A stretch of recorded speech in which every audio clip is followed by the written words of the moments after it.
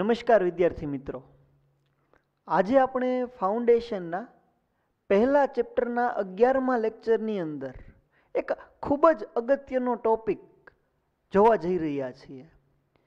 ટોપિકનું નામ છે કંઈક ગાઉસનો નિયમ. તમે અત્યાર સુધીમાં કુલમ્બનો નિયમ ભણી ગયા. કુલમ્બનો નિયમ બે વિદ્યુત ભારો વચ્ચે કેટલું વિદ્યુત બળ લાગે છે તે ગોતવા માટેનો હતો. પછી આપણે આખા ચેપ્ટરની અંદર ધીમે ધીમે કરતા લાસ્ટ 2-3 લેક્ચરમાં તો ખાસ કરીને ફ્લક્સ વિશે જ સમજૂતી મેળવી છે કે ભાઈ વિદ્યુત flux is equal to E dot A. વિદ્યુત ફ્લક્સ જે કાંઈ પણ તમે અત્યાર સુધીમાં શોધ્યું ને એ માત્ર આવી કોઈક સરફેસ માટે જ ગોત્યું છે. માનો કે કોઈ એક ઓપન સરફેસ છે તો આ સરફેસમાંથી કેટલું ફ્લક્સ પાસ થાય છે કે આવી કોઈક સરફેસમાંથી કેટલું ફ્લક્સ પાસ થાય છે એ જ વસ્તુ આપણે અત્યાર સુધીમાં ગઈ છે. કોઈ પણ બંધ પૃષ્ઠ સાથે કેટલું ફ્લક્સ સંકળાય છે એની કોઈ ચર્ચા આપણે કરી નથી.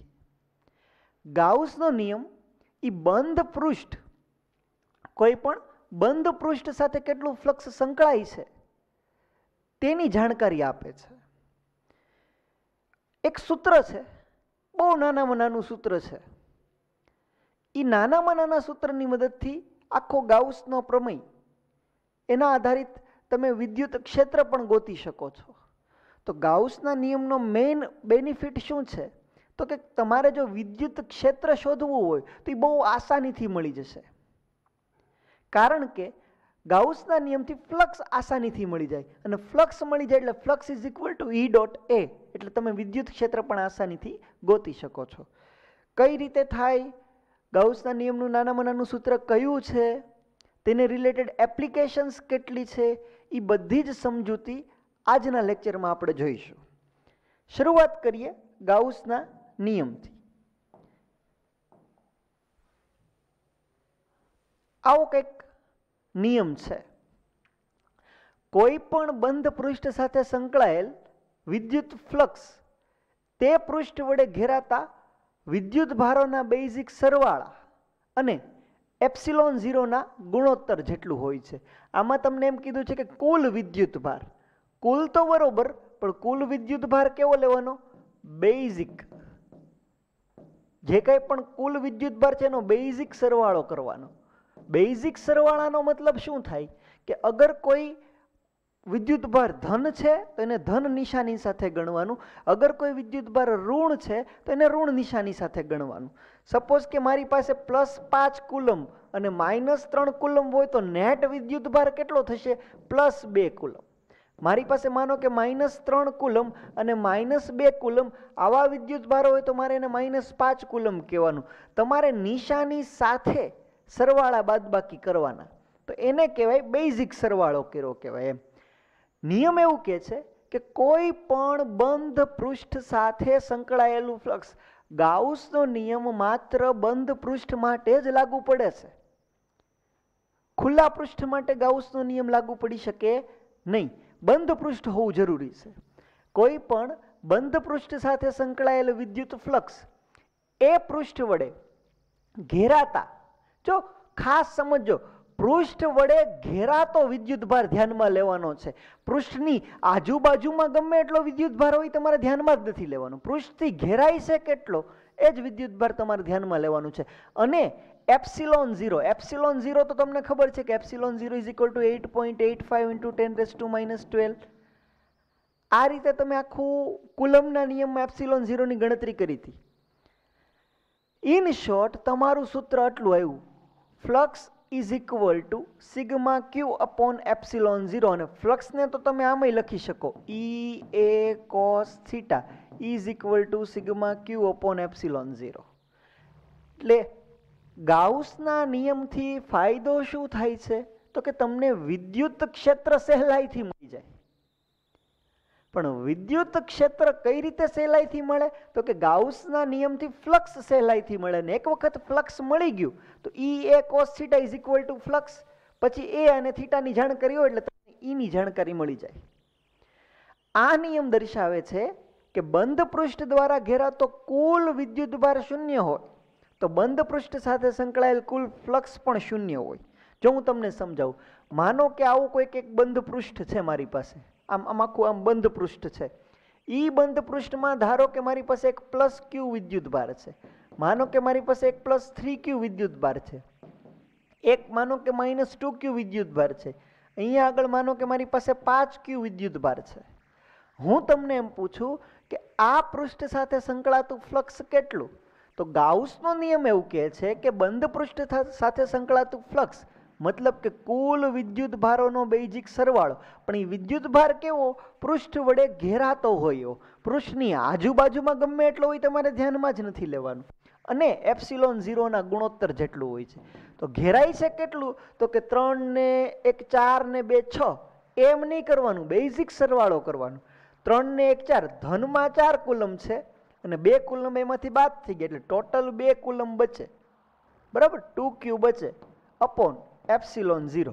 આ 5q ધ્યાનમાં ન લેવાના હોય. કદાચ અહીંયા બાજુમાં 1 લાખ q, 1 લાખ કુલમ આટલો વિદ્યુત ભાર પણ પડ્યો હોય ને, આ 1 લાખ q તો ન બોલે પણ કુલમ કરી નાખો બધી જગ્યાએ, +-2q બોલો કે કુલમ બોલો. ઘણી વખત એમ કહે છે કે ભાઈ -2q કુલમ વિદ્યુત ભાર છે એમ, એટલે બાજુમાં ગમે એટલો પડ્યો હોય તમારે ધ્યાનમાં જ નથી લેવાનું.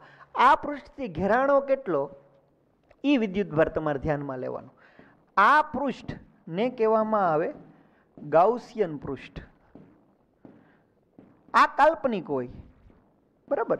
તમે જ્યારે 12 સાયન્સમાં આવશો ત્યારે તમને ખબર પડશે કે ભાઈ અમુક વખતે તમારો જે પદાર્થ આપેલો હોય એ પદાર્થથી કેટલું વિદ્યુત ક્ષેત્ર ઉત્પન્ન થાય છે ગણવું હોય, તો એ માટે ગાઉસનો નિયમ વાપરવો પડે. અને એ પદાર્થની આજુબાજુમાં તમારે ગાઉસિયન પૃષ્ઠ વિચારવું પડે. આ અત્યારે આપણે આવી કોઈ જરૂરિયાત નથી, એટલે હું સચ તમને આવી કોઈ વસ્તુ શીખવાડતો નથી, જસ્ટ એક આ સૂત્ર શીખવાડું છું કે ભાઈ ગાઉસનો નિયમ શું કહે છે, તો કે ઘેરાતા વિદ્યુત ભાર ના છેદમાં ε0. આ સૂત્રની સાબિતી પણ હોય છે. એ આ સૂત્ર આવ્યું ક્યાંથી પણ એ વસ્તુ આપણે 12થમાં ચેક કરશું. અત્યાર પૂરતું તમારે ખાલી એટલું યાદ રાખવાનું છે કે flux is equal to σq upon ε0, જ્યાં σq ને કહેવાય ઘેરાતો વિદ્યુત ભાર. કોના દ્વારા ઘેરાતો વિદ્યુત ભાર? પૃષ્ઠ દ્વારા ઘેરાતો વિદ્યુત ભાર. ઠીક છે, આ બધી વસ્તુ તમે નોટ ડાઉન કરીને રાખજો. આ વાત પૂરી થઈ પછી એને લગતા થોડાક મુદ્દાઓ છે કે ભાઈ ગાઉસનો નિયમ છે એ કોઈ પણ બંધ પૃષ્ઠનો કોઈ પણ આકાર કે કદ હોય એની માટે સત્ય છે. આની બદલે અહીંયામાં આવશે કદ. ગાઉસનો નિયમ એ બંધ પૃષ્ઠના કોઈ પણ પ્રકારના આકાર અને કદ માટે સત્ય છે. એવું કોઈ વસ્તુ જરૂરી નથી કે તમારું પૃષ્ઠ આટલી સાઈઝનું જ હોવું જોઈએ. તમારું પૃષ્ઠ અવળું મોટું હોય તોય ચાલે, તમારું પૃષ્ઠ આટલું એવું હોય તોય ચાલે, તમારું પૃષ્ઠ આટલું હોય તોય ચાલે. કોઈ પણ આકાર કે કોઈ પણ કદ લેશો, બંધ પૃષ્ઠ હોવું જોઈએ, ઓપન પૃષ્ઠ ન હોવું જોઈએ. કોઈ પણ બંધ પૃષ્ઠ માટે તમે ગાઉસનો નિયમ લાગુ પાડી શકો છો. બીજું, સમીકરણ 1માં દર્શાવેલ જમણી બાજુનો વિદ્યુત ભાર એ બંધ પૃષ્ઠ વડે ઘેરાતા વિદ્યુત ભારોનો પરિણામી વિદ્યુત ભાર છે. સમીકરણ 1 એટલે કયું સમીકરણ? ફ્લક્સ ઇઝ ઇક્વલ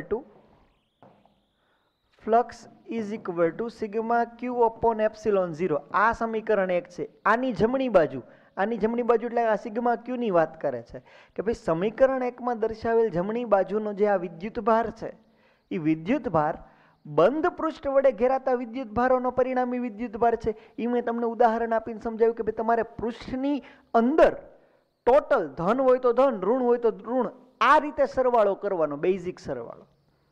એ વિદ્યુત ભાર છે એ તમને ખબર પડવી જોઈએ. ગાઉસના નિયમ માટે નક્કી કરવામાં આવેલ બંધ સપાટીને ગાઉસિયન પૃષ્ઠ કહે છે. તમે જે સપાટીની અંદરનો વિદ્યુત ભાર વિચારો છો તે સપાટી કઈ? તો કે સપાટી તમારે લેવાની ગાઉસિયન પૃષ્ઠ તરીકે. ગાઉસના નિયમનો ઉપયોગ કરીને સંમિત વિદ્યુત ભાર વિતરણ વડે ઉદ્ભવતા વિદ્યુત ક્ષેત્ર સહેલાઈથી શોધી શકાય છે. જો ગાઉસનો નિયમનો ઉપયોગ કરીને તમે ફ્લક્સ આસાનીથી ગોતી શકો, અને એક વખત ફ્લક્સ મળી ગયું પછી તમે કેટલું વિદ્યુત ક્ષેત્ર છે એ પણ આસાનીથી ગોતી શકો છો. તો હરીફરીને આ 4 મુદ્દાઓ તમને વારાફરતી એક જ વસ્તુનો ખ્યાલ આપે છે કે ભાઈ ગાઉસનો નિયમ બંધ પૃષ્ઠ માટે લાગુ પડે છે. ઈ બંધ પૃષ્ઠ માટે એને એક સૂત્ર આપ્યું છે ગાઉસે, સિગ્મા ક્યુ અપોન એપ્સિલોન 0, જ્યાં સિગ્મા ક્યુ એ તમારે બંધ પૃષ્ઠ દ્વારા ઘેરાતો કુલ વિદ્યુત ભાર ધ્યાનમાં લેવાનો છે. જે કંઈ પણ સપાટી વિચારો છો એ ગાઉસિયન પૃષ્ઠ છે. ગાઉસના નિયમથી ફ્લક્સ આસાનીથી મળે, અને એક વખત ફ્લક્સ આસાનીથી મળે તો વિદ્યુત ક્ષેત્ર પણ આસાનીથી મળે. પણ ગાઉસનો નિયમ ખાસ કરીને આસાન કોના માટે છે? તો કે સંમિત વિદ્યુત ભાર વિતરણ માટે. સંમિત વિદ્યુત ભાર વિતરણ માટે એટલે શું? માનો કે મારી પાસે એક આવો સળિયો છે, આ સળિયા ઉપર મેં વિદ્યુત ભાર ભભરાઈ દીધો. આ બધી જગ્યાએ અહીંયા અહીંયા અહીંયા અહીંયા સંમિત રીતે, આમ જેટલો આટલો ટુકડો લ્યો ને જેટલો વિદ્યુત ભાર હોય ને એટલો ટુકડો બીજો સેમ સાઇઝનો લ્યો તો એમાં એટલો જ વિદ્યુત ભાર હોય. મતલબ કે આમ સંમિત રીતે મેં આખો બધો વિદ્યુત ભાર પાથરી દીધો. જો હું એમ કહું કે એકલા અટુલા વિદ્યુત ભારથી આર અંતરે કેટલું વિદ્યુત ક્ષેત્ર હોય તો તમે E = KQ અપોન R² કરો છો. પણ માનો કે મારી પાસે આવો સળિયો હોય જેમાં સમાન રીતે વિદ્યુત ભાર ભભરાઈ દીધો છે, અને હું તમને પ્રશ્ન એ પૂછું કે આ સળિયા વડે આટલા અંતરે કેટલું વિદ્યુત ક્ષેત્ર હોય, તો આ એક સંમિત વિતરણ થયું. તો આ વસ્તુ ગોતવી મુશ્કેલ પડે, કારણ કે તમારે દર વખતે વિચારો આ એક એક એક એવા તો અસંખ્ય વિદ્યુત ભારો છે, તો તમે કેદી ગણી રહ્યો કે અહીંયા આગળ કેટલું વિદ્યુત ક્ષેત્ર હશે. તો આવી તકલીફ ન પડે એ માટે થઈને તમારે ત્યારે ગાઉસનો નિયમ વાપરવાનો. સપોઝ કે આવું ન હોય, મારી પાસે એક આવી કોઈક પ્લેન શીટ છે, આ પ્લેન શીટ ઉપર મેં માનો કે પ્લસ પ્લસ પ્લસ પ્લસ બધી જગ્યાએ વિદ્યુત ભાર વિતરિત કરી દીધો. હવે હું એમ પૂછતો હોય કે આ પ્લેન આ સપાટી વડે અમુક અંતરે અહીંયા આગળ આ આર જેટલા અંતરે આ બિંદુ આગળ કેટલું વિદ્યુત ક્ષેત્ર છે, તો આ વખતે એકલો અટુલો વિદ્યુત ભાર નથી. આ વખતે તો મારી પાસે આવી આખી શીટ છે, આખી શીટ ઉપર વિદ્યુત ભાર મેં પાથરી દીધો છે. આ શીટથી અહીંયા આગળ ક્યાંક વિદ્યુત ક્ષેત્ર કેટલું આવશે હું તમને પૂછતો હોય તો ગણવું મુશ્કેલ પડી જાય. એ સમયમાં તમને કામ લાગશે ગાઉસનો નિયમ. ફટાફટ થોડાક સમયની અંદર જ તમને તમારો જવાબ મળી જાય. માનો કે આવો કોઈક કવચ છે, તો આ કવચ, માનો કે આવું કોઈ કવચ છે, તો આ કવચની ઉપર હું સમાન રીતે બધી બાજુ વિદ્યુત ભાર પાથરી દઉં અને પછી પ્રશ્ન પૂછું કે આનાથી આર જેટલા અંતરે વિદ્યુત ક્ષેત્ર કેટલું છે, તો એ સમયમાં તમને તમારી જે કંઈ પણ સૂત્રને આધારિત ગણતરી છે વિદ્યુત ક્ષેત્ર ગણવાની, એ બધી મુશ્કેલ પડે. તો એ સમયમાં તમને ગાઉસનો નિયમ કામ લાગી શકે છે. તો ગાઉસનો નિયમ ખાસ કરીને સંમિત વિદ્યુત ભાર વિતરણની મદદથી કેટલું વિદ્યુત ક્ષેત્ર ઉત્પન્ન થશે તે ગણવા માટે ખૂબ જ જરૂરી છે. પ્રશ્ન ચેક કરો તમે. આકૃતિમાં દર્શાવેલ બંધ વિદ્યુત ભાર બંધ પૃષ્ઠ સાથે સંકળાયેલું વિદ્યુત ફ્લક્સ કેટલું હશે? અહીંયા આગળ એક ધન વિદ્યુત ભાર છે, અહીંયા આગળ એક ઋણ વિદ્યુત ભાર છે. પૃષ્ઠની બહાર ટૂંક્યું છે, બહાર ગમે એ હોય તમારે ધ્યાનમાં જ નહીં લેવાનું. ફ્લક્સ પૂછ્યું છે તો ઘેરાતો વિદ્યુત ભાર કેટલો?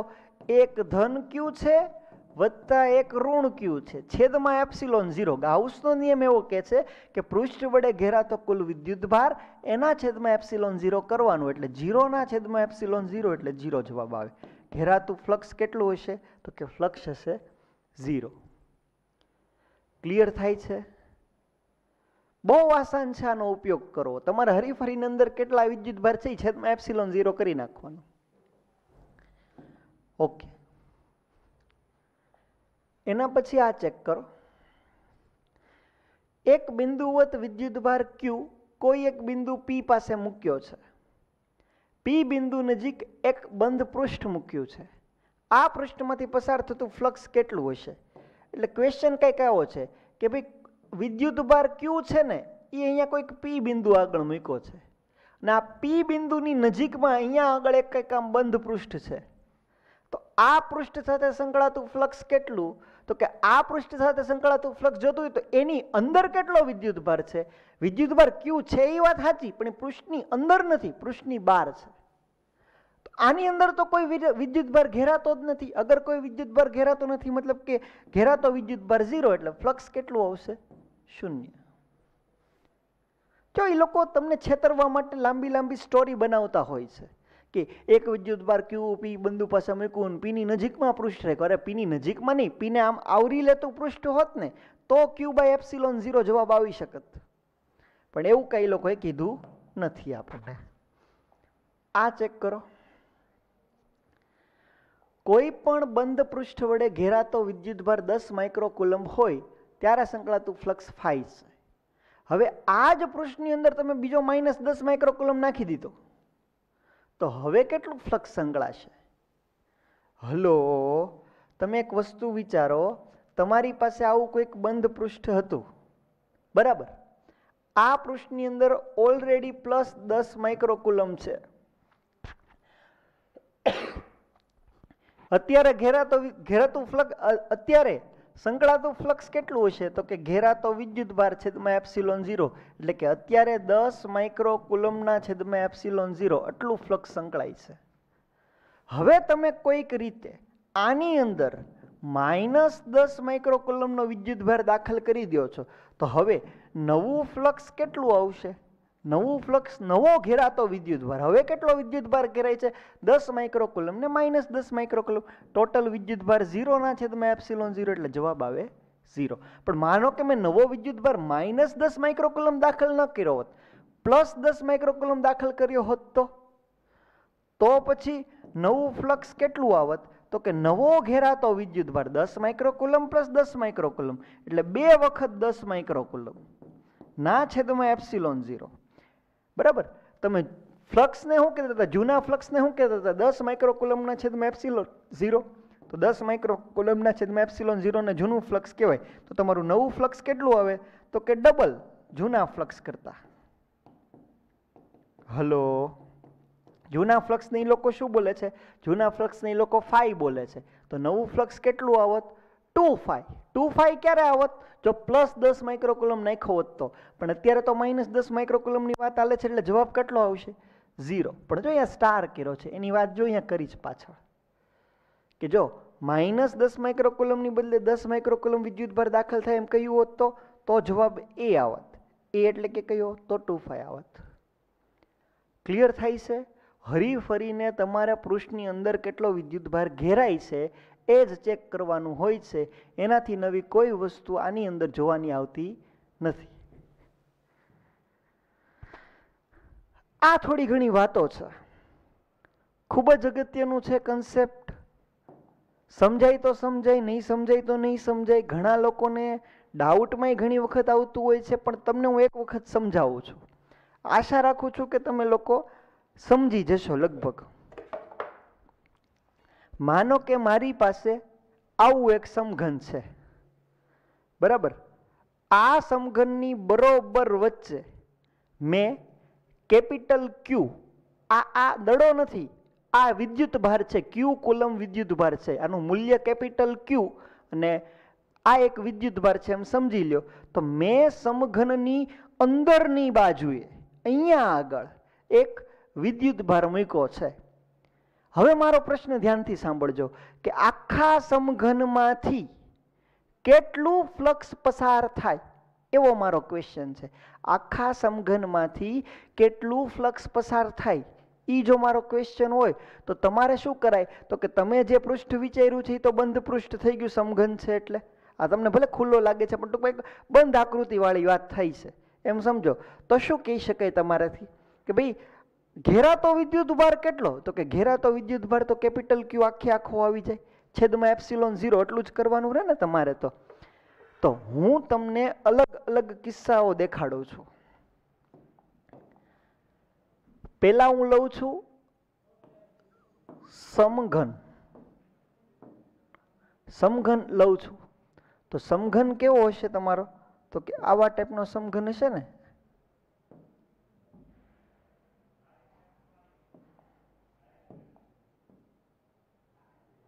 આ આખો એક સમઘન થઈ ગયો.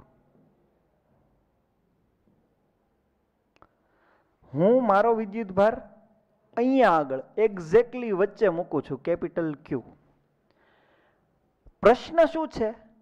પ્રશ્ન એ છે કે સમઘન, કુલ સમઘન માંથી પસાર થતું ફ્લક્સ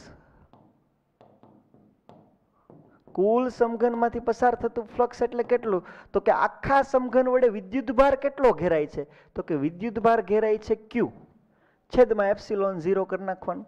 હલો, આખા સમઘનમાંથી કેટલું ફ્લક્સ પસાર થાય? તો કે ઘેરાતો વિદ્યુતભાર છેદમાં એપ્સિલોન 0. હવે આ વિદ્યુતભાર છે, બરોબર, એટલે વિદ્યુતભાર છે એનો મતલબ શું? કે એમાંથી વિદ્યુત ક્ષેત્ર રેખાઓ પસાર થતી હશે. માનો કે આ સમઘનની અંદર અહીંયા આગળ વિદ્યુતભાર છે, બરોબર, વચ્ચે, તો આ વિદ્યુતભારમાંથી થોડીક વિદ્યુત ક્ષેત્ર રેખાઓ આમ જતી હશે, થોડીક આમ જતી હશે, થોડીક ઉપર જતી હશે, થોડીક પાછળ જતી હશે, થોડીક આમ જતી હશે. હલો, માનો કે આ સમઘનની અંદર અહીંયા આગળ કોઈક વિદ્યુતભાર પડ્યો છે, સપોઝ કે, તો આમાંથી વિદ્યુત ક્ષેત્ર રેખાઓ કેમ આવે? તો કે અહીંથી બહાર છું, અહીંથી પાછળ છું, અહીંથી આ બાજુ છું, અહીંથી આ બાજુ છું, ઉપરની બાજુ છું, નીચેની બાજુ છું. તો આનાથી બધી બાજુમાં વિદ્યુત ક્ષેત્ર રેખાઓ જાતી હોત. જો મારો પ્રશ્ન એમ હોય કે આખા સમઘનમાંથી પસાર થતું ફ્લક્સ કયો, તો એ તો Q/ε0 થાય. અને સમઘન છે એટલે બધી બાજુમાં અહીંયા જેટલું છૂમ થયું હોય, ત્યાં જેટલું છૂમ થયું હોય, ત્યાં જેટલું છૂમ થયું હોય, ત્યાં જેટલું છૂમ થયું હોય. મતલબ કે આ વિદ્યુતભારમાંથી જેટલી પણ ક્ષેત્ર રેખાઓ નીકળે છે એ અલગ અલગ, જો આપણે ફ્લક્સ એટલે શું કહેતા હતા? કોઈ એક પૃષ્ઠમાંથી પસાર થતી ક્ષેત્ર રેખાઓની સંખ્યાને ફ્લક્સ કહેવાય. હવે એક્ઝેક્ટલી વચ્ચે મારો વિદ્યુતભાર પડ્યો હોય તો એની આજુબાજુમાં 6 સપાટી છે, 1 2 3 4, એક આગળ 5 ને એક પાછળ 6. તો હવે હું શું કહું છું કે આ સમઘનમાંથી આ બાજુની એકલી સપાટી હોય, મતલબ કે આ સમઘન જો બરોબર વચ્ચે હોય, બરાબર, તો આ બાજુ અહીંયા આ પૃષ્ઠમાંથી અગર આ એકલું જ પૃષ્ઠ હોત તો એકલા પૃષ્ઠમાંથી કેટલું ફ્લક્સ પસાર થાય? તો કે આમાંથી સરખી રીતે 6 જગ્યાએ સરખું ફ્લક્સ પસાર થયું છે. મતલબ કે આખા સમઘનમાંથી Q/ε0 પસાર થયું છે. એ Q/ε0 આખા સમઘનમાંથી પસાર થયું મતલબ શું? તો કે આ જેટલી પણ સપાટીઓ છે, આ સપાટી ગણો કે આ સામેની સપાટી ગણો કે આ ઉપલી સપાટી ગણો કે આ નીચલી સપાટી ગણો કે આગળની સપાટી ગણો કે પાછળની સપાટી ગણો, એ બધી સપાટીઓમાંથી પસાર થતા ફ્લક્સનો કુલ જવાબ Q/ε0 છે. માનો કે હું ક્વેશ્ચન એમ પૂછું છું કે માત્ર એક જ બાજુમાંથી પસાર થતું ફ્લક્સ, બાજુ તો ન કહે, માત્ર એક જ પૃષ્ઠમાંથી પસાર થતું ફ્લક્સ ગણવું હોત તો તમારે શું કરવું પડત? તો કે આ Q/ε0 છે ને ભાંગા 6 કરવું પડત કે નહીં? કારણ કે એક જ બાજુનું ગણવાનું છે. જો 6 બાજુનું ભેગું થઈને Q/ε0, તો એક બાજુનું કેટલું? તો કે Q/6ε0. સમાન રીતે બધામાં ફ્લક્સ આવતું હોય એટલા માટે થઈને. તો એ વસ્તુ તમને અહીંયા પહેલા કીધી છે કે જો સમઘનના કેન્દ્ર ઉપર Q હોય તો સમગ્ર સમઘનમાંથી કેટલું ફ્લક્સ આવે? તો કે Q/ε0. પણ કોઈ એક બાજુ તો ન બોલે, પણ કોઈ એક પૃષ્ઠમાંથી કેટલું આવે? તો કે Q/6ε0. આ Q/6ε0 ક્યાંથી આવ્યા? તો કે ઓલો આ Q/ε0 આખા સમઘનના, પણ આખા સમઘનને 6 બાજુઓ હોય એટલે Q/6ε0 જવાબ આવે. ક્લિયર થાય છે આ વસ્તુ? ઓકે, આ પહેલી વસ્તુ ક્લિયર. ક્વેશ્ચન ચેન્જ થઈ ગયો. સમઘનના કોઈ એક શિરોબિંદુ પર Q હોય તો આ પરિસ્થિતિ અલગ હતી, એ આપણે શીખી લીધું. આ નવી પરિસ્થિતિ છે. સમઘનના કોઈ એક શિરોબિંદુ પર Q હોય તો શું થાય?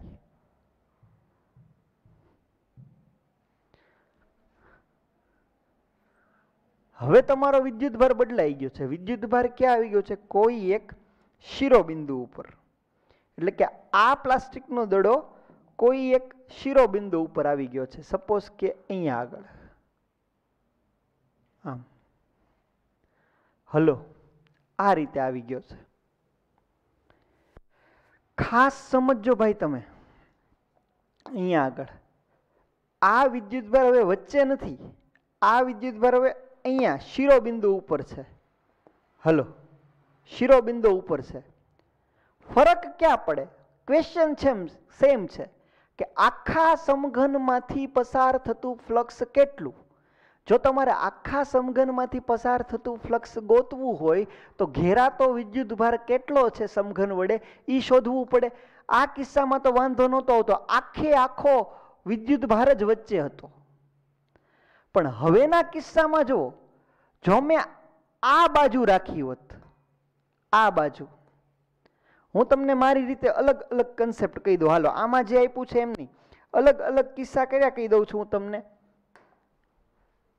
વિદ્યુતભાર, વિદ્યુતભારનું સ્થાન, વિદ્યુતભારનું સ્થાન પેલા તો સમઘનની બરાબર વચ્ચે. પછી મારો વિદ્યુતભારનું સ્થાન ક્યાં છે? સમઘનની કોઈ એક પૃષ્ઠની બરાબર વચ્ચે. પછી મારો જવાબ શું છે? કોઈ એક બાજુની બરાબર વચ્ચે. અને છેલ્લે કોઈ શિરોબિંદુ પર. આટલી વાત કરું છું હું તમને કે ભાઈ મારો વિદ્યુતભાર આટલી જગ્યાએ છે. જો સમઘનની બરાબર વચ્ચે હશે, તમારે શું ગોતવાનું છે?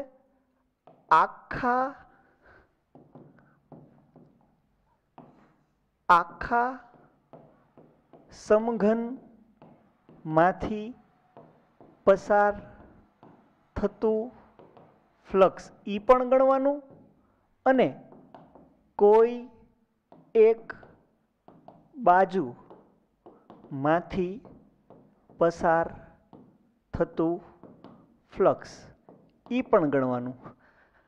ફ્લક્સ મળી શકે જો ઘેરાતો વિદ્યુતભાર મળે તો હું અહીંયા લખી નાખું છું. પેલા તો ઘેરાતો વિદ્યુતભાર કેટલો? જો તમે સમઘનની બરાબર વચ્ચે તમારો વિદ્યુતભાર મૂક્યો હોય તો ઘેરાતો વિદ્યુતભાર તો કેટલું આવે? ક્યુ જ આવે. તો આખા સમઘનમાંથી પસાર થતું ફ્લક્સ કેટલું આવે? ક્યુ બાય એપ્સિલોન 0. અને કોઈ એક બાજુમાંથી પસાર થતું ફ્લક્સ કેટલું આવે? તો કે ક્યુ બાય એપ્સિલોન 0 ને એવી પાછી હરખી 6 બાજુ એટલે ક્યુ બાય 6 એપ્સિલોન 0 આવે. હવે મેં મારો વિદ્યુતભાર ક્યાં મૂક્યો છે? સમઘનની કોઈ એક પૃષ્ઠની બરાબર વચ્ચે. માનો કે આ સમઘન છે, આ સમઘનની આ પૃષ્ઠ છે, બરાબર. આ પૃષ્ઠની બરાબર વચ્ચે એટલે કે આમ તો નહીં પણ કેમ આમ અડધો, આ રીતે. હલો, આમ મૂકેલો છે મેં, આમ પૃષ્ઠની બરાબર વચ્ચે મૂકેલો છે.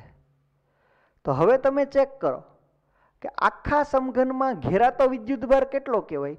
તો કે અડધો જ કહેવાય ને, Q/2 જ કહેવાય. કારણ કે અડધો વિદ્યુતભાર તો બહાર રખડે છે, અડધો વિદ્યુતભાર જ અંદર છે. તો આ વખતે ઘેરાતો વિદ્યુતભાર કેટલો કહેવાય? તો કે આ વખતે ઘેરાતો વિદ્યુતભાર કેટલો કહેવાય? Q/2 કહેવાય. જો એક વખત તમને વિદ્યુતભાર ઘેરાય છે કેટલો ખબર પડી ગઈ તો આખા સમઘનમાંથી પસાર થતું ફ્લક્સ મતલબ કે ઘેરાતો વિદ્યુતભાર છેદમાં એપ્સિલોન 0 એટલે તમારો જવાબ આવશે Q/2 એપ્સિલોન 0. હવે હું તમને એમ પૂછું છું કે કોઈ એક બાજુમાંથી કેટલું ફ્લક્સ પસાર થશે? માનો કે તમારો વિદ્યુતભાર અહીંયા વચ્ચે છે, આ પૃષ્ઠમાં માનો કે તમારો વિદ્યુતભાર બરાબર વચ્ચે હોય ને તો તમારો વિદ્યુતભાર ઓલરેડી આ સપાટીને તો ટચ કરે જ છે. હલો, તમારો વિદ્યુતભાર ઓલરેડી આ સપાટીને તો ટચ કરે જ છે. તો હવે આમાંથી જેટલી પણ વિદ્યુત ક્ષેત્ર રેખાઓ પાસ થાય કઈ કઈ જગ્યાએ થાય? તો કે આમાંથી આ વિદ્યુતભારમાંથી સામે આવે એટલે આ સરફેસમાં આવે, અહીંથી આમ છુમ સામે થાય, છૂમ નીચે થાય, છૂમ ઉપર થાય, છૂમ પાછળની બાજુએ થાય, છૂમ આગળની બાજુએ થાય. જે વિદ્યુતભાર, તમારો વિદ્યુતભાર જે પૃષ્ઠને ટચ થતો હોય એ પૃષ્ઠમાં કઈ વિદ્યુત ક્ષેત્ર રેખાઓ ન આવતી હોય. હલો, વિદ્યુત ભારમાંથી વિદ્યુત ક્ષેત્ર રેખાઓ બહાર નીકળતી હોય. એટલે તમે જો અહીંયા આગળ વિદ્યુત ભાર મૂકો છો તો આમાંથી પસાર થતી ક્ષેત્ર રેખાઓ ક્યાં ક્યાં જાય? તો કે સામે જાય છૂમ, ઉપર જાય છૂમ, નીચે જાય છૂમ, પાછળની બાજુ આવે છૂમ, આગળની બાજુ જાય છૂમ. પણ આમાંથી નીકળીને કઈ એમાં ને એમાં ન આવે. એટલે આ વખતે તમારો જે આ Q/2ε0 છે એ Q/2ε0 કોના વડે છે? તો કે 5 બાજુઓ વડે એટલું થયું છે. તમને કોઈ એક બાજુ વડે પૂછે છે, કારણ કે આની સાથે કઈ ફ્લક્સ ન સંકળાતું હોય, કારણ કે વિદ્યુતભાર જ પોતે અંદર આવી ગયો છે. એટલે તો હવે જે આ Q/2ε0 તમારી સામે છે એ કોનું છે? તો કે આ Q/2ε0 જે તમારી સામે છે એ 6 બાજુઓ વડેનું નથી, 5 બાજુઓ વડેનું છે. જો તમને એમ પ્રશ્ન પૂછે કોઈ એક બાજુમાંથી કેટલું ફ્લક્સ પસાર થાય, તો આ વખતે તમારે શું કરવાનું?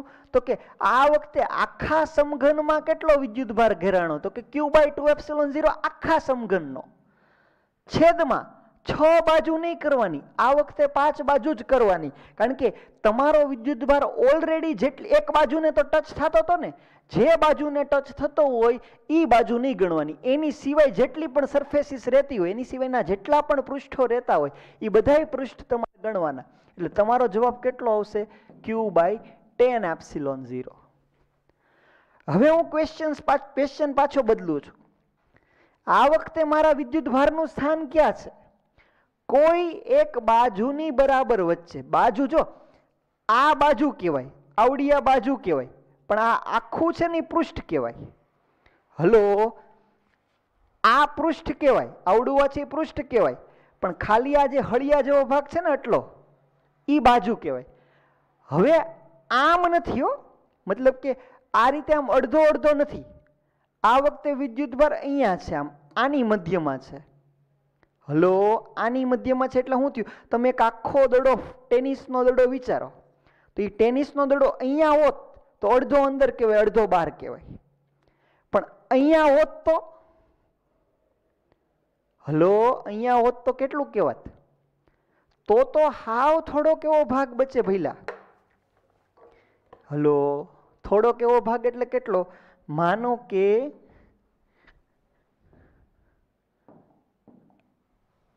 આ તમારું સમઘન હોય,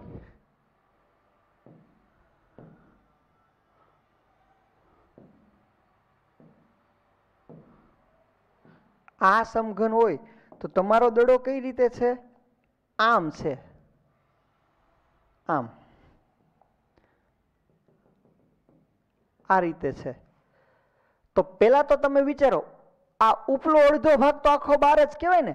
અહીંથી તમે વિચારો, આ જે ઉપલો પોર્શન છે એટલો પોર્શન તો ઓલરેડી બહાર જ કહેવાય, કારણ કે તમે તમારો વિદ્યુત ભાર આ રીતે મોકલેલો છે, આમ મૂક્યો છે, આમ આમ આની ઉપર આમ અડધો, આમ થોડોક અંદર, અડધો બહાર.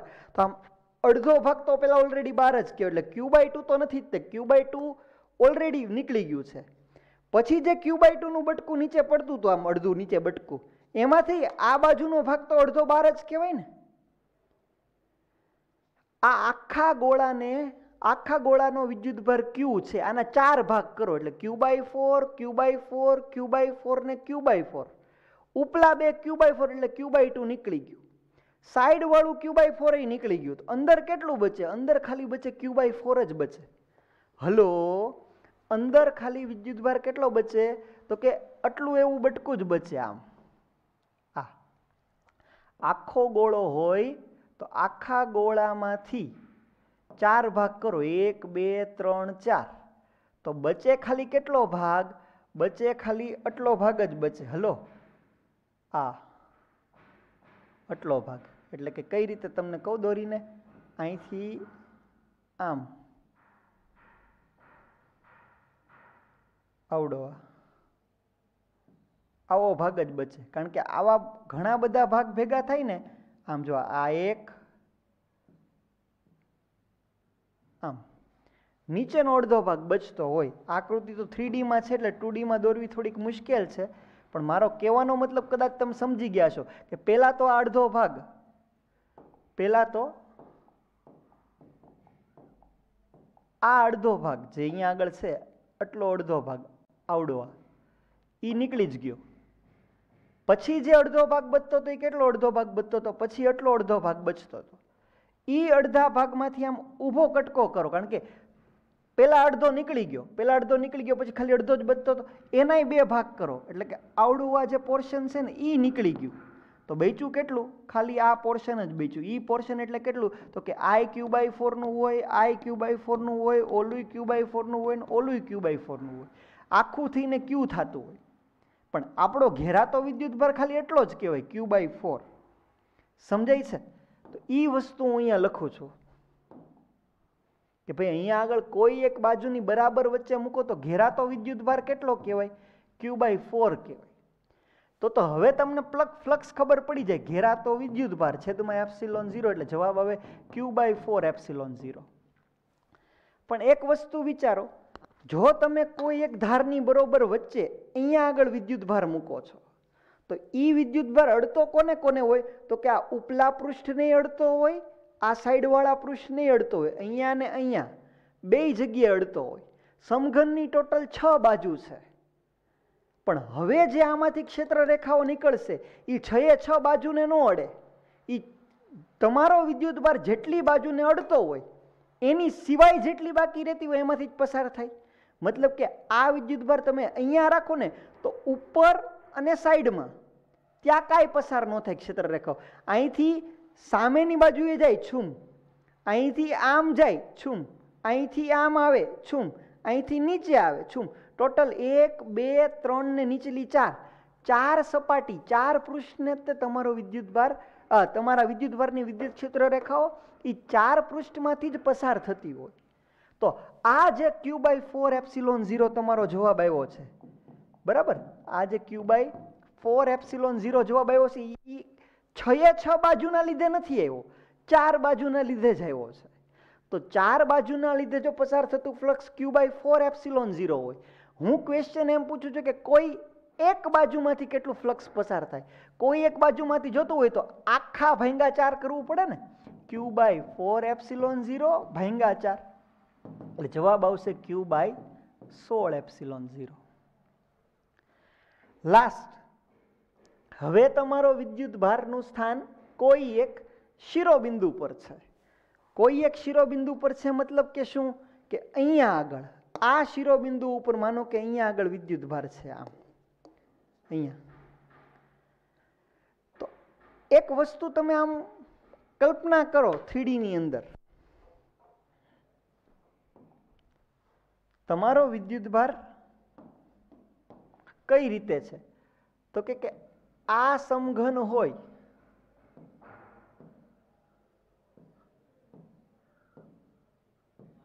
તમારો વિદ્યુતભાર અહીંયા છે, આમાં કોઈ એક શિરોબિંદુ ઉપર છે.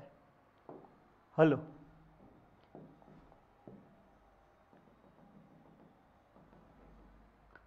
તો પેલા તો આખો આમ જો અડધો તો બહાર નીકળી જ ગયો ને. જો બાજુની બરાબર વચ્ચે છે એમ નથી કહેતો, તમે એક આખું મોટું લીંબુ, મોટું આમ આખો દડો વિચારો, હાલો ને, અવડો મોટો દડો, એક આખો ભાગ અડધો તો બહાર નીકળી જ ગયો. પછી તમારા પાસે શું બચે? માનો કે આખો દડો હોય, આમ આખો દડો હોય આ રીતે, માનો કે આમ આખો દડો હોય તો ઉપલો ભાગ તો આખો નીકળી જ ગયો છે. અગર ઉપલો ભાગ નીકળી ગયો છે તો તમારી પાસે શું બચે? તો કે તો તમારી પાસે એટલું એવું ફાડ્યું જ બચે. ઈ ફાડ્યું કેવું હોય? આમ આખું ફેલાયેલું હોય, આમ આખું ફેલાયેલું હોય. હવે એમાંથી અડધો ભાગ બહાર કાઢી નાખો. હલો, આ બાજુવાળો ભાગ નીકળી ગયો, ઈ બાજુવાળો ભાગ નીકળી ગયો, તો તમારી પાસે શું બચશે? અહીંથી તમે વિચારો, આમ ઊભો કટકો કાઢી નાખો તમે, અહીંયા આગળથી આમ ઊભો કટકો તમે કાઢી નાખો તો તમારી પાસે કેટલું બચે? તો કે આમ આમ. હલો,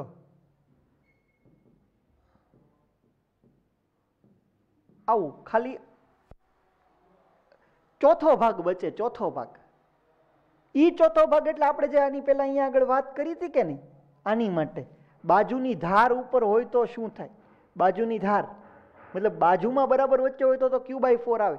પણ આ વખતે ત્યાંય નથી. આ વખતે તમારો વિદ્યુતભાર ક્યાં છે? હાવ અહીંયા આગળ ઉપર છે. અહીંયા આગળ ઉપર.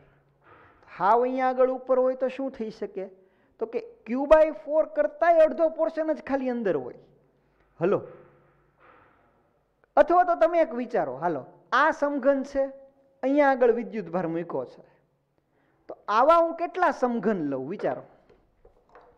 હું તમને હમણાં સમજાવી દઉં. જો માનો કે મારી પાસે એક આ સમઘન છે, આ સમઘન, અહીંયા આગળ વિદ્યુતભાર છે આખો. હવે વિચારો, આ આખો વિદ્યુતભાર મારે બરોબર વચ્ચે લાવવો હોય તો આજુબાજુમાં આવા સમઘન કેટલા જોવે? તો કે એક સમઘન નીચે, એક સમઘન અહીંયા આગળ, બે, એક સમઘન પાછળ, એક સમઘન એની પાછળ. ટોટલ મારી પાસે અહીંયા આગળ વિદ્યુતભાર છે સમઘનના શિરોબિંદુઓ ઉપર, શિરોબિંદુ ઉપર મારી પાસે વિદ્યુતભાર છે. તો અહીંયા આગળ તમે વિચારો, આમ આમ અહીંયા આમ રાખ્યું, માનો કે તો જો આ સમઘનને બરાબર વચ્ચે લાવવો હોય તો મારે આની બાજુમાં એક સમઘન મૂકવો પડે, આની આગળ એક સમઘન મૂકવો પડે, એની બાજુમાં એક સમઘન મૂકવો પડે. એ ચાર સમઘન વડે અડધો વિદ્યુતભાર ઘેરાય, અડધો વિદ્યુતભાર ઘેરાય. ઉપલો અડધો જે વિદ્યુતભાર બાકી રહે એની માટે મારે હજી એક ઉપર સમઘન, એક અહીંયા સમઘન, એક આગળ સમઘન, એક અહીંયા સમઘન, ટોટલ 8 સમઘન લઉં ને ત્યારે આ વિદ્યુતભાર આખો ઘેરાય.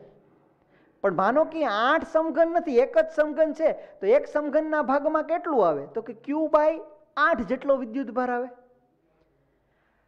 8 સમઘન ભેગા કરું તો આખો વિદ્યુતભાર અંદર ઘેરાઈ જાય છે. જો અહીંયા રાખું તો, હલો, 8 સમઘન ભેગા કરું તો આખો વિદ્યુતભાર ઘેરાઈ જાય છે. પણ મારી પાસે એક જ સમઘન છે, તો એક સમઘનનો હિસ્સો કેટલો હશે? એક સમઘનના ભાગમાં આખા વિદ્યુતભારનો 8મો ભાગ આવતો હશે. આ દરેકે દરેક વસ્તુ તમે આમાંય સમજી શકો. જો સમઘનની કોઈ એક પૃષ્ઠની બરાબર વચ્ચે, એટલે કે અહીંયા આગળ તમે વિદ્યુતભાર રાખ્યો હોય તો આ વિદ્યુતભાર આખો વચ્ચે લાવવો હોય મારે આવો એક સમઘન અને એક આવો બીજો સમઘન, બે જ સમઘન જોવે. બે સમઘનમાં કયું વિદ્યુતભાર આવે? તો એક સમઘનમાં કેટલો આવે? Q/2. માનો કે અહીંયા ધારની વચ્ચે રાખું છું, ધારની વચ્ચે, તો એક સમઘન અહીંયા જોવે, એક સમઘન અહીંયા જોવે, એક સમઘન ઉપર જોવે, એક સમઘન અહીંયા ઉપર જોવે. 4 સમઘનની મદદથી વિદ્યુતભાર ઘેરાય છે, તો એક સમઘનથી કેટલો વિદ્યુતભાર ઘેરાતો હશે? Q/4. પણ જો હું અહીંયા રાખું તો આવા 8 સમઘન જોવે, 8 સમઘનથી Q વિદ્યુતભાર ઘેરાય છે, તો એક સમઘનથી કેટલો વિદ્યુતભાર ઘેરાતો હશે? તો કે Q/8 જેટલો વિદ્યુતભાર ઘેરાતો હશે. તો કોઈ એક શિરોબિંદુ ઉપર તમે મૂકો છો તો કોઈ એક શિરોબિંદુ ઉપર વિદ્યુતભાર કેટલો ઘેરાય? Q/8. ઘેરાતો વિદ્યુતભાર મળી ગયો એટલે તમને આખા સમઘનમાંથી કેટલું ફ્લક્સ પસાર થાય ખબર પડી ગઈ, Q/8ε0. પણ આ સમઘનમાં અહીંયા આગળ તમે વિદ્યુતભાર અડધો રાખતા હોય આવી રીતે આમ આખો, તો ઈ વિદ્યુતભાર અડે છે કેટલી સપાટીને? ઉપલી સપાટીને અડે, આ સાઈડ વાળી સપાટીને અડે, આ પાછળની સપાટીને અડે. 6 માંથી 3 સપાટીને તો અડી જાય. તો આમાંથી પસાર થતી ક્ષેત્ર રેખાઓ જાય ક્યાં? આ બાજુ જાય, અહીંયા જાય, નીચે જાય. ટોટલ 3 બાજુમાંથી જ તમારી વિદ્યુત ક્ષેત્ર રેખા પસાર થાય. તો આ જે Q/8ε0 આખા સમઘનનું આવ્યું છે એ કઈ 6 બાજુના લીધે નથી આવ્યું, માત્ર 3 બાજુના લીધે આવ્યું છે. તમને કોઈ એક બાજુમાંથી પસાર થતું ફ્લક્સ પૂછે તો Q/8ε0 ભાંગ્યા 3 કરવાનું, એટલે Q/24ε0. આ એક કોષ્ટક તમે સ્ક્રીનશોટ કે વિડીયો પોઝ કરીને તમારી બુકમાં લખી નાખજો. એ તમને અહીંયા આપ્યું છે પણ આમાં સિક્વન્સ આડાઅવળી કરી નાખી છે. પહેલા સમઘનના કેન્દ્ર ઉપર આપ્યું, પછી ડાયરેક્ટ શિરોબિંદુ, આ સૌથી છેલ્લે રખાય, આ છેલ્લે રખાય તો સમજવામાં મજા આવે તમને. એની પછી તમે ચેક કરો સમઘનની કોઈ એક ધારના મધ્ય બિંદુઓ ઉપર, એટલે Q/4 Q/16 એપ્સિલોન 0, સમઘનના કોઈ એક ફેસ, બાજુ તો ન કહેવાય પણ કોઈ એક પૃષ્ઠના કેન્દ્ર ઉપર રાખ્યું હોય, એટલે જે ચોથું છે એ બીજું કરવાનું અને બીજું છે એ તમારે ચોથું કરવાનું, તો તમારી સિક્વન્સ બરાબર જળવાશે. આશા રાખું છું કે આ બધી વસ્તુ તમને ખબર પડી હશે. એવું લાગશે તો હું કંઈક એવી કોશિશ કરીશ કે એકાદો કંઈક આવું 3D ની અંદરની ઇમેજ મળશે ને તો ઇમેજ દેખાડીશ તો તમને વધારે ખ્યાલ આવશે. આ વિચારો, સમઘનના કેન્દ્ર ઉપર વિદ્યુતભાર Q મૂકેલો છે. સમઘનના કેન્દ્ર ઉપર વિદ્યુતભાર Q મૂકેલો છે, તો સમઘનના કોઈ એક પૃષ્ઠ સાથે સંકળાતું ફ્લક્સ કેટલું? તો કે સમઘનના કેન્દ્ર ઉપર વિદ્યુતભાર Q હોય તો આખા સમઘન વડે કેટલું ઘેરાય? તો કે Q/ε0. પણ એ Q/ε0 માં રોલ કોનો હોય? 6 બાજુનો હોય. પણ કોઈ એક બાજુનો રોલ પૂછે તો Q/ε0 ભાંગ્યા 6 કરવાનું, એટલે Q/6ε0 is your correct answer.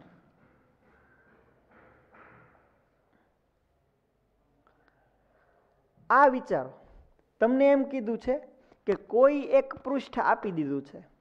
આ પૃષ્ઠ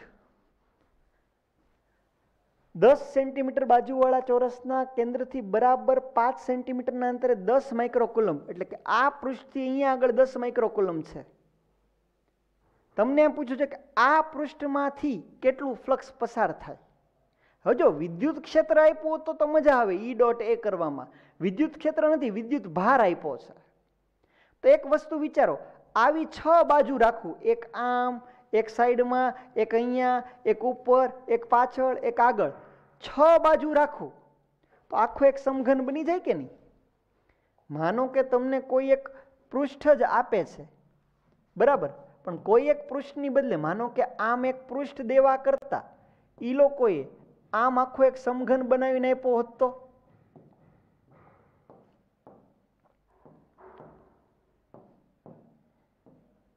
તમને રકમમાં હું આપ્યું છે? ખાલી આ નીચલી સપાટી એક જ આપી છે કે ભાઈ આ સપાટીથી અહીંયા આગળ એક Q વિદ્યુતભાર છે, પણ તમે આજુબાજુમાં આવી 5 સપાટી કાલ્પનિક ઊભી કરી દો. હા, આવી 5 સપાટી તમે ઊભી કરી દો તો કેટલું થાય? તો કે Q/6ε0 આવત ને. આના ભાગમાં કેટલું આવત? આના ભાગમાં Q/6ε0 આવત. તો અહીંયા આગળ તમે વિચારો કે ભાઈ 10 માઇક્રોકુલમનો વિદ્યુતભાર છે, 10 માઇક્રોકુલમનો વિદ્યુતભાર અહીંયા હોય તો આમાંથી કેટલું પસાર થાય? તો કે આમાંથી Q/6ε0, એટલે 10 માઇક્રોકુલમના છેદમાં 6ε0 આટલું ફ્લક્સ તમારું પસાર થાય. તમે ચેક કરો અહીંયા, Q/6ε0 મતલબ કે 10 માઇક્રોકુલમને તમારે 10 × 10⁻⁶ ના છેદમાં 6 ε0 ની વેલ્યુ, એટલે આ જવાબ આવશે. ઠીક છે, થોડુંક 3D ફિગર છે, 2D માં સમજાવવું અઘરું પડે છે, એટલે તમારા મગજમાં થોડું ઘણું સ્ટ્રેસ લાગે કે ભાઈ આ બધી વસ્તુની અંદર ક્યાં કેટલો વિદ્યુતભાર આવ્યો મને ખબર પડી કે ન પડી. પણ એક વખત જે કાંઈ પણ ટેબલ આપ્યું છે સમજવાની કોશિશ કરજો. આટલી બધી અઘરી વસ્તુ નથી આવતી એના અંદર. આજે અહીંયા સુધી રાખીએ આપણે.